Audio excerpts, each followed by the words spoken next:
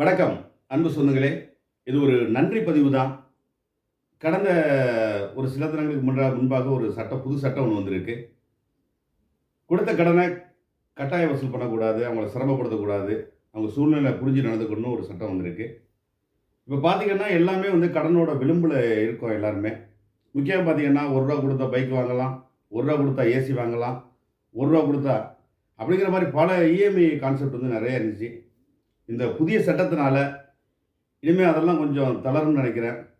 கொடுக்குறவங்களும் குறைஞ்சிருவாங்க, வாங்குறவங்களும் குறைஞ்சிருவாங்க. ஏதோ ஒரு சூழ்நிலையில் வாங்கிடுறாங்க, அவங்க திருப்பி செலுத்த முடியாமல் பெரிய மன உளைச்சலில் இருந்தாங்க.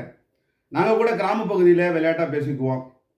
இந்த யாராச்சும் இந்த குழுவெல்லாம் மகளிர் குழுவெல்லாம் தள்ளுபடி பண்ணாங்கன்னா அவங்களுக்கு தான் இந்த லேடிஸோட ஓட்டெல்லாம் உழுவும் அப்படின்னு சும்மா காமெடியாக நம்ம பேசிக்கிட்டு இருப்போம்.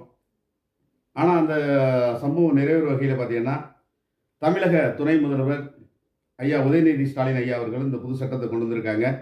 இது பெண்கள் மத்தியிலே பெரிய மகிழ்ச்சியை ஏற்படுத்துகின்றது.